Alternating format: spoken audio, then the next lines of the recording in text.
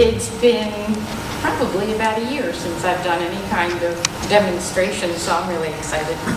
I have been a portrait artist for 22 years, and I am a self-taught artist. I've been creating artwork since I was 12 years old, and I've been professional since 2001. I am self-taught in all different mediums. I started out with oils when I was 4 years old, and at 12 I was working with graphite, and then I progressed in high school into pastels, and then went on exploring art until my youngest daughter was 3, and then I did a portrait of her and took it and showed a few people at her daycare and started taking commissions right away. And then I decided, well, you know, if all of these people are interested and they like it, I took pictures of everything that I did and made little postcards and took them to the local galleries in Westchester. And had one gallery owner that mentored me and gave me tips and pointers on how to manage being a portrait artist in the gallery world, which they don't normally do shows or presentations for you, they just refer you to clients. So the business built over the last 23 years through referrals, but also I moved around a lot. So I went from Westchester to Seattle, and I was there for a couple of years and had a studio there. And then I moved to Pittsburgh, and I opened up a studio there and joined some art groups and did commissions for people in that area. And then to Los Angeles, and then to Sacramento, and then to Albuquerque. And then I spent 10 years in Montana. And that was a real eye-opener, because that's where I learned about pyrography, which is called fire writing. The name that you'll see from me in the past is Kathy McMahon, and you'll see that on my artwork. That was my husband's name, and then he passed away, and I went back to my maiden name.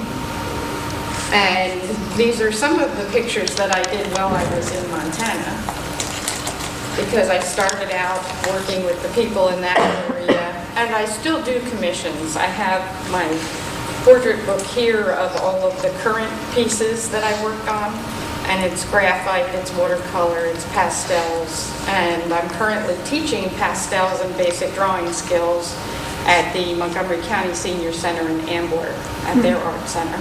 So, and I have information on those classes. So, pyrography was something that I found out about in Montana. I had a gallery and framing shop, and I was doing workshops in the schools. And I had a woman come to me because I was posting classes for painting, and she said, well, I'm a gourd artist, and I have this wood burner, and I have no clue how to use it. So I'm like, okay, well, let me look into it. And she threw a couple of books my way and said, this is what I got, and I don't have time to read it, so just teach me. Oh, that's funny. So I read the book.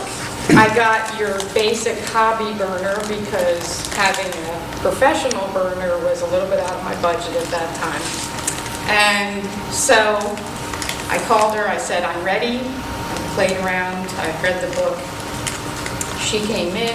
I had 5 more students that joined us, so I had bought a bunch of burners for them, and we all had a great time letting smoke into the air.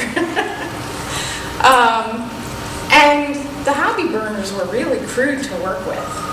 And I turned around and I said to her, okay, now it's time to look at your professional burner. Now that they're all happy, let's look at what you're doing. Because she went along with us and she used the other one, and she's like, I hate this. I don't know if it's something I want to do. And I said to her, well, you know, let's play with your burner, because that's my method of learning. I play, I see what things do, I watch other people. So we sat and I fell in love with her burner. And so I'm like, okay, I have to do more sales so that I can afford my own burner. Well, I didn't hear from her for 6 months. And then she came to me and she said, I'm sorry, I had a stroke. I can't do my business anymore. I have 4 commissions I need done. Can you do them for me? So I said, sure, why not? And that was the start of my love affair with carving boards, creating the designs, and learning about ink dyeing and everything that goes into creating boards, which I barely hit the tip of the iceberg because there's so much involved in that world. There's an American Board Society, by the way, and we have a Pennsylvania chapter. And pyrography is part of doing the designs on the gourds. I brought a design gourd here. What I do with the gourds is I put a pencil design on them, and that helps me follow the track. But just to give you a little tip about the history of pyrography, originally it started, they believe, with man when he first discovered fire. And he turned around and found out that burnt wood makes good writing instruments. You saw the drawings on the caves. And then they found out that a lit stick made marks on wood. So as the evolution progressed with people in society, then you went to the Romans and the Egyptians and the Greeks, who were all then getting into metals. And they found out that if they took metal rods and tips, they could actually burn a series of marks into them. So because they were using pokers, they called it poker wood. And I'm really glad they changed the name, because I would hate to be a poker wooder. I like the word pyrography much better, which is the Greek for fire writing. So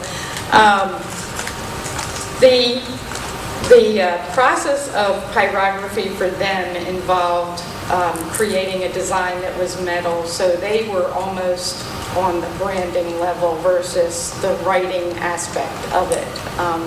They did a lot of branding of their leather goods. And pyrography is something that can be done on leather, it can be done on paper, it can be done on wood, it can be done on cork.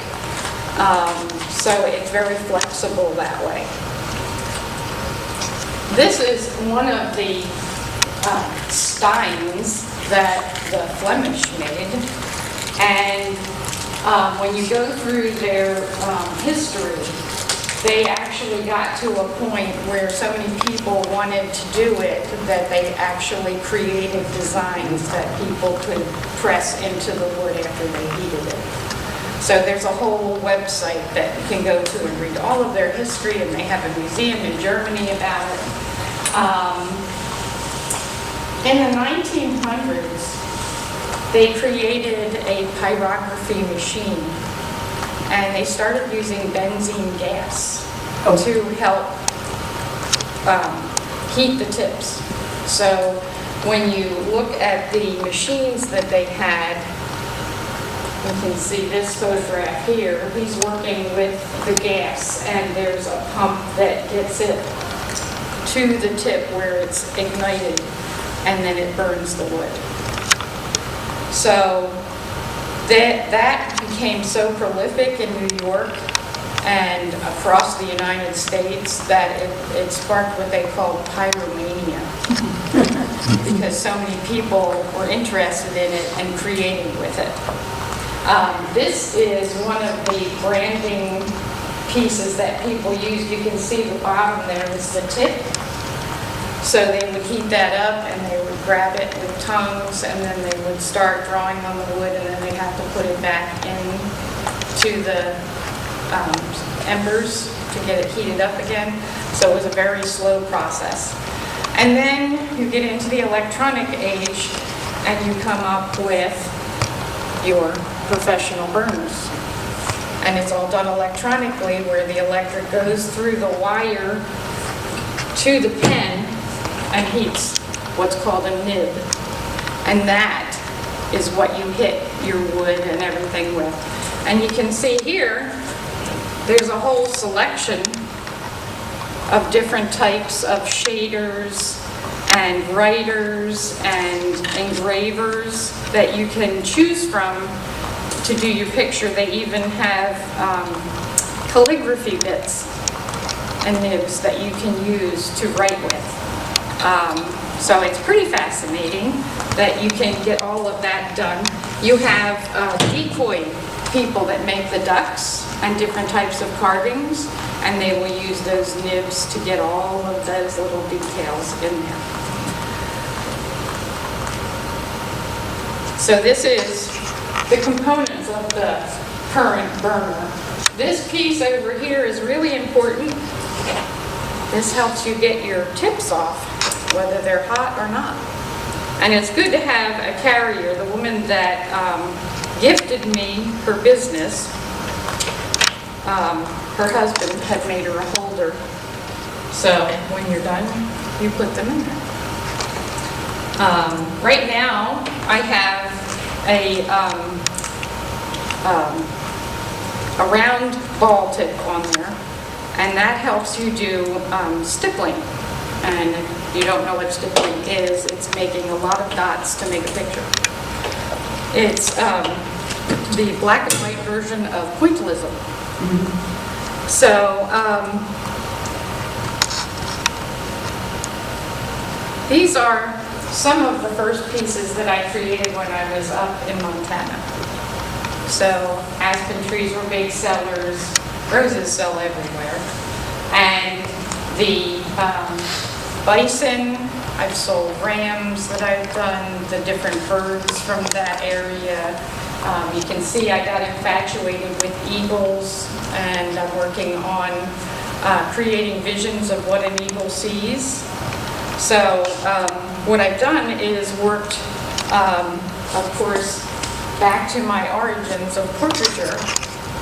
I did this for my son and daughter-in-law for their wedding gift. They were my guinea pigs. Can I do portraiture with pyrography? And I found that there is a very prolific pyrography community out there that does all different types of pyrography and sonography. And then there's and I'm not remembering the name of this, but where they put the electrodes and they run the electric current through. But that's, you're not really capturing anything other than the fractal burning that in the wood, yeah. Right. So I started with the gourds, and these are some of the types of gourds that I make. That's called a bowl gourd, because it splits into the two pieces and gives you the bowl. And then I do a lot of cutouts with the Dremel, and you can see all of this is burned. So the whole design is burned, but a lot of it isn't filled in, it's just outlines that I've done. So, working with paper is fun because you can experiment with all different types of marks, just like you do with graphite. So when you're working with your burner, you have this dial on the front that allows you to regulate your heat. And when they have you first learn how to do it, they have you practice counting to 10. If I have it on this setting and I count to 10 as the burner is on the paper, how deep of a mark can I make? So you can see up here I have different numbers and I have different dots next to it. So that's 4 seconds, 3 seconds, 2 seconds, 1 second. When you're working the pyrography, let's see, I have it on 6, which will give us a good view. Each of the different tips glows at a different heat setting. So if it's turning red, you know it's pretty hot. And it's just a matter of placing your tip right on there and holding it down. So that's like a 2-second hold. And you can create your darkest dark by just putting your burns closer together. and so on out until once you turn it down. And these are really great because they dissipate heat really quickly and it comes up to heat really quickly. So you're not waiting. The hobby burners that you use takes forever.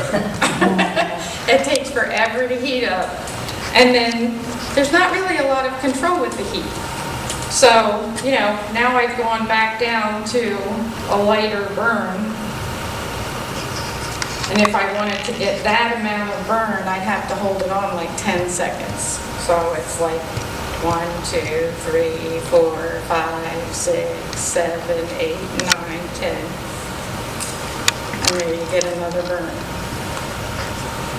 And I like to do a demonstration with the students. This is the wow factor for them. This is my favorite tip. It's a shader spoon, and you can actually use the sides of it to create a line. You can use the tip of it to create a dot, and you can use the side of it to do the shading. But if you turn your burner all the way up to 10, and depending on how hard or soft your wood is what kind of burn you get.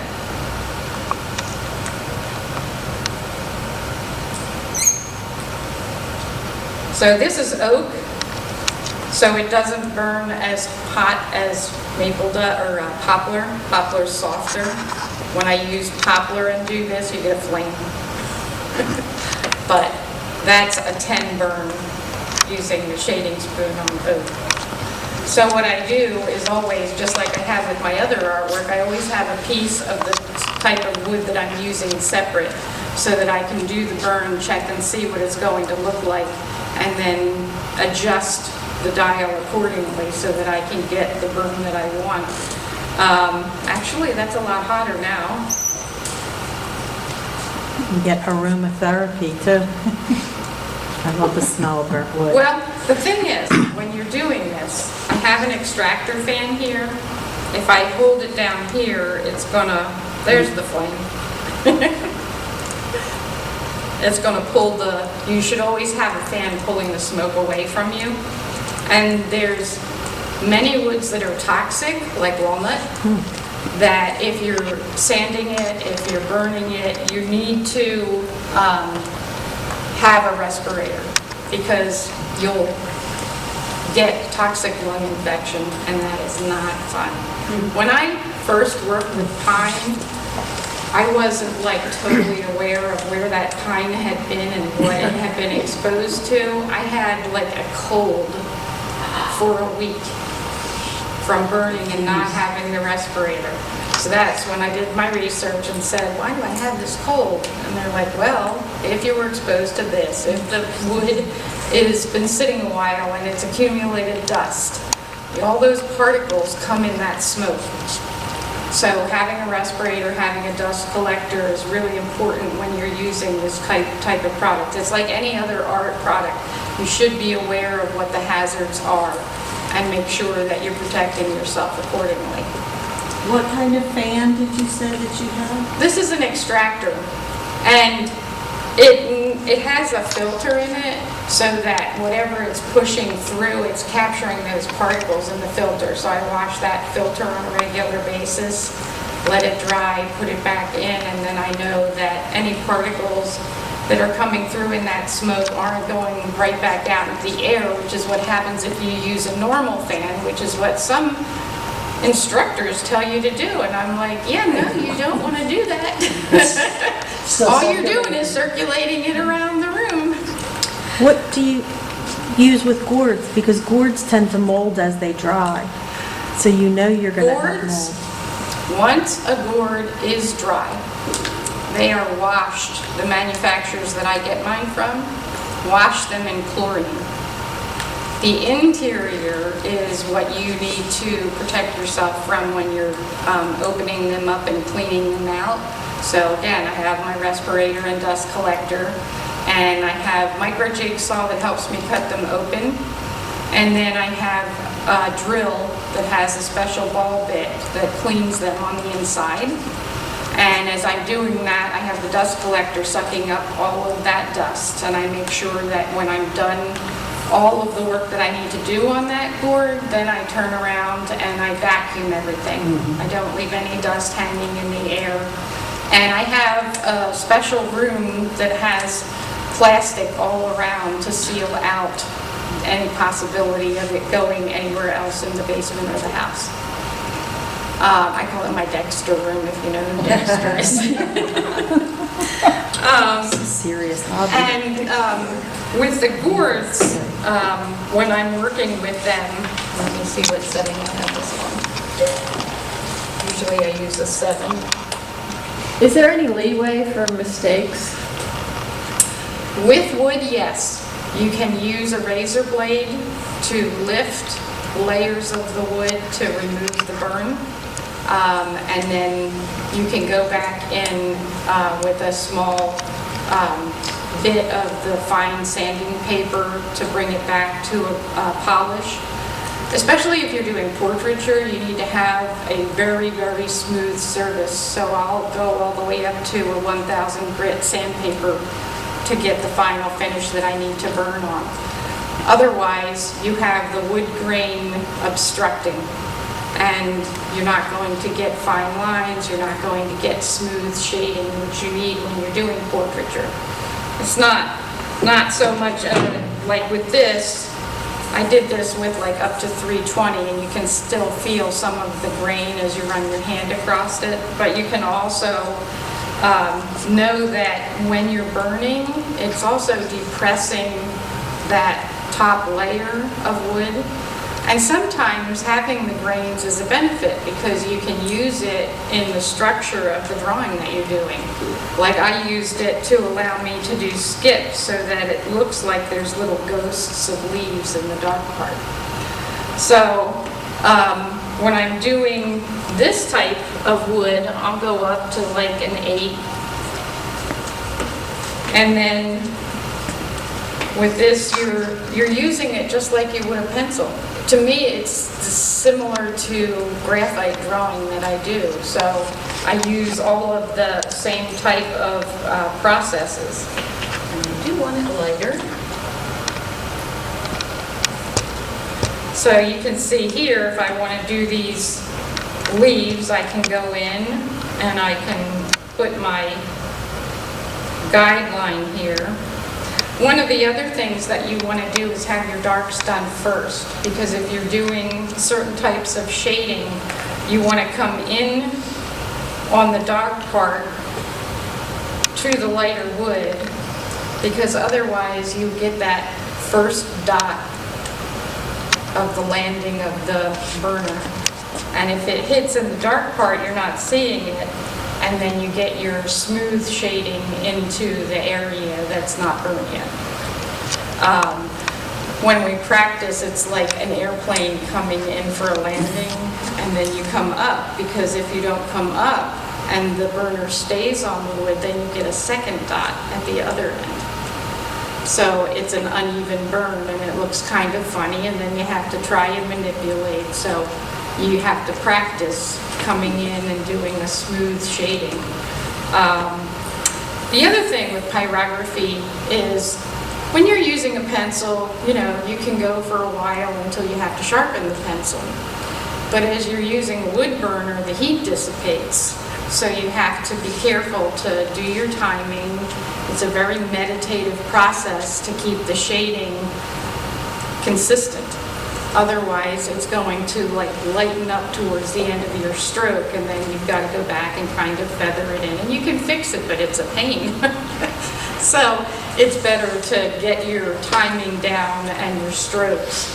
So, if I'm doing shading in a large area, it's, 1, 2, 3, 4, 5, 6, 7, 8.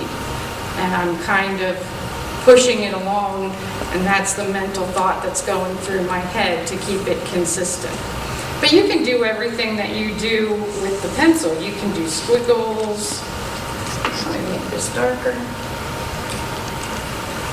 So you can fill in with squiggles.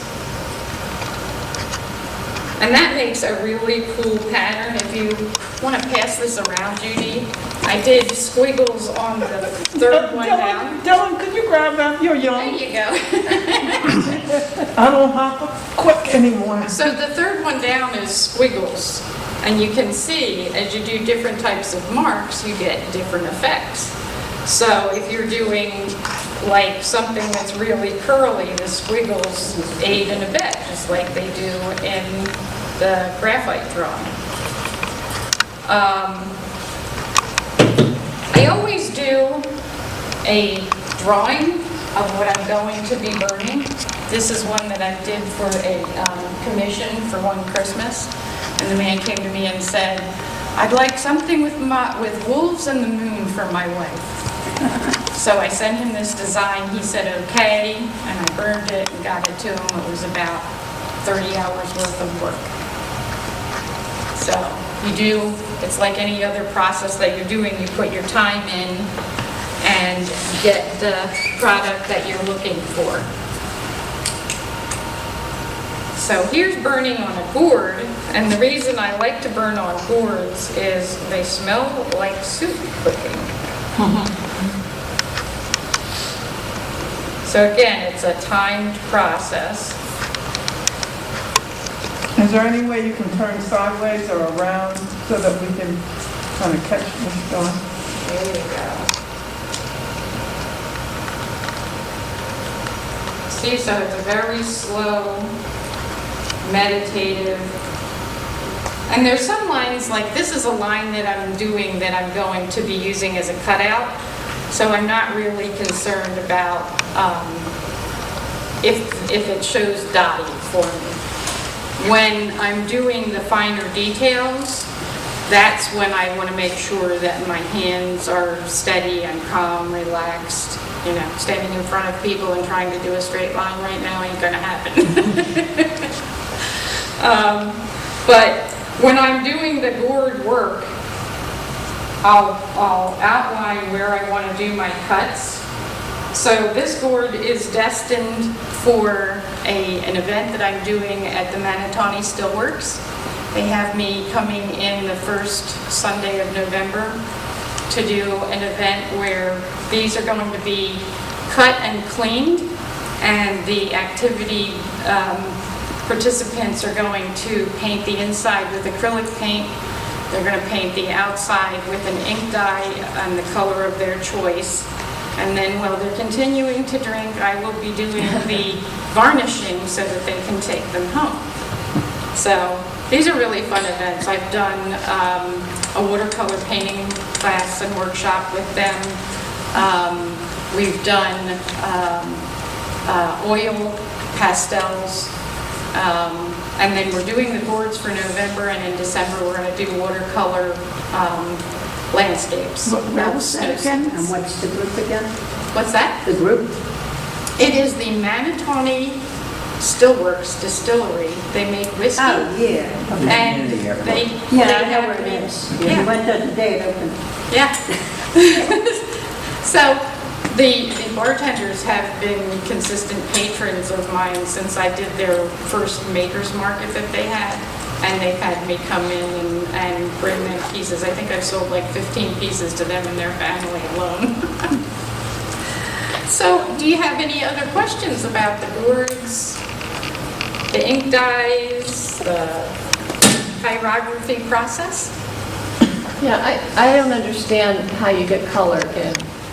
Okay. So you see pieces over here that have color on them. The paper one, the butterflies, the ones on the right, except for that far one with the water lily, are all done on paper. So there's watercolor paint that I applied after I did the burn. Okay. And, you know, you can tone the paper with watercolor, but I like let it back and go back and do, the paper seems to have more stability when I just burn it fresh. And you can't use anything less than 140-pound thickness. I think if you turn that page over and look at the back of it, the back of the page that's burnt on, I didn't look to see if there was any burn through, The one came But you through. can see, that's 140 pounds. So if you have that or something heavier, you're able to do pretty good, extensive tonal values on it.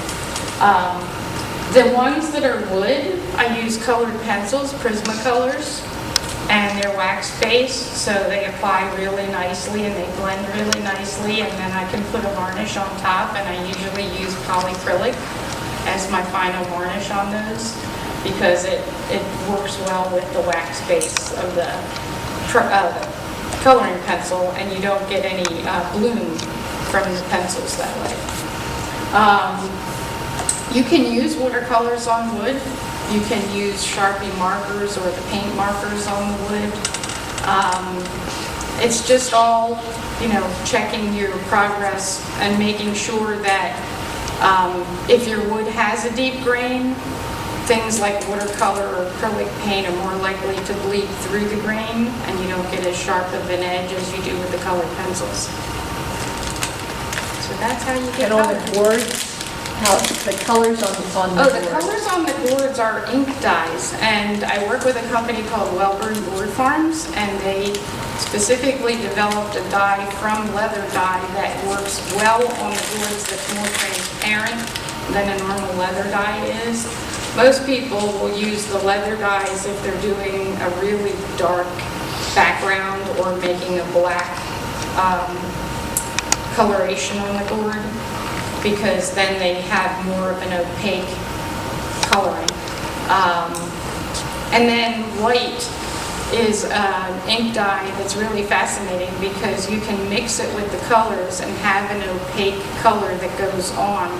And it's very, I don't want to say modeled, but you can make it variegated with that mixture because of the components in the white. So I like to play with that and do different effects on the boards. And you can see there's several boards over there that are just mostly burns. Like there's turtles, sea turtles, there's a nautilus board that's all burned.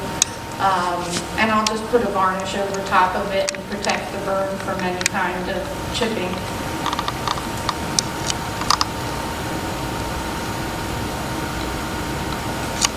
Any other questions?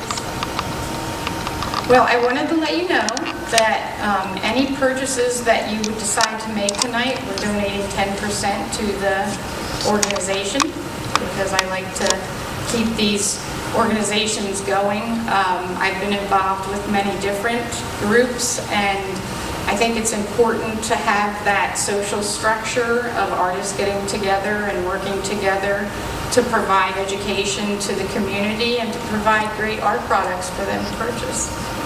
So I appreciate all your time tonight and look forward to answering any other questions and talking, and enjoy. And thank you for having me. Do you teach classes in it? Do I teach classes in pyrography? I don't have any scheduled right now, but I've been working with the Art Center at Ambler, and it's a possibility.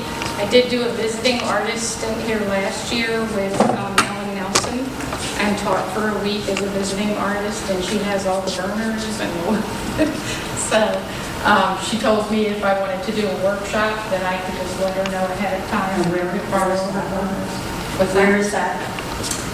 Well, I would have to make arrangements for a location for it, but okay. yeah, I'm sure, we wanted to do something here that I can work with Ellen for that. Otherwise, we have a couple of opportunities in different locations. I could even see if Manatoni Stillworks is interested in hosting this. Yeah, that would be neat. Yeah. And you get your free drink and then you burn yourself. No. Well, I don't know in that order. And the kids, when I was doing the visiting artist thing, they said to me, "What does it feel like when you burn yourself?" I said, "What does it feel like when you burn yourself?" "It hurts."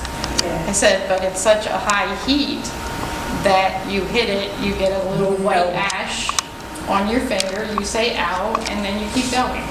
So that was their first question before they even picked up their burners. That's funny.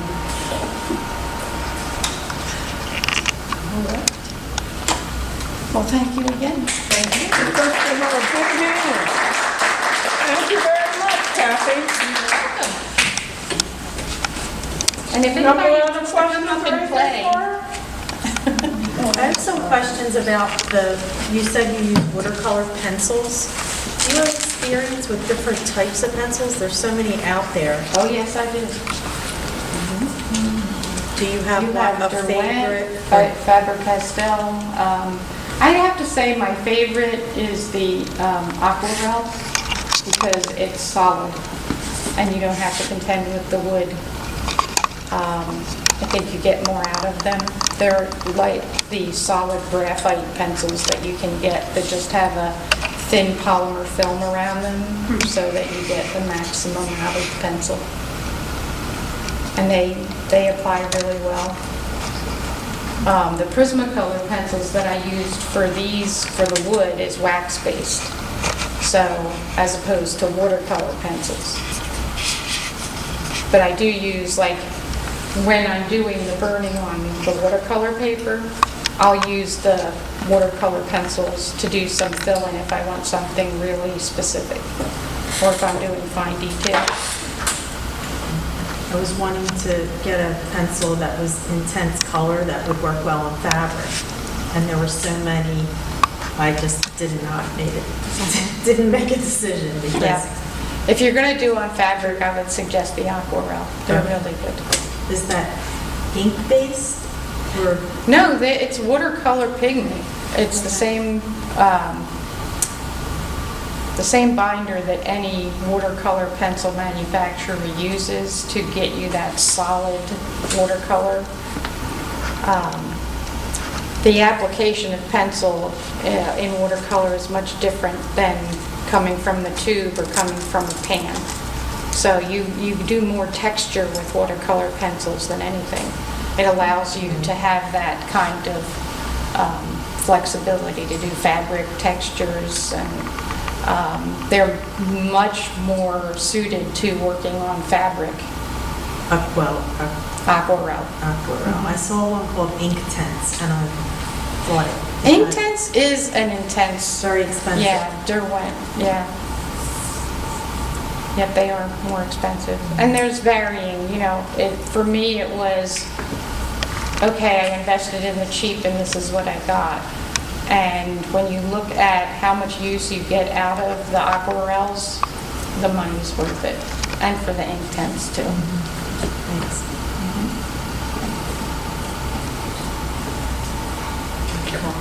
Absolutely. Come up and play. My invitation.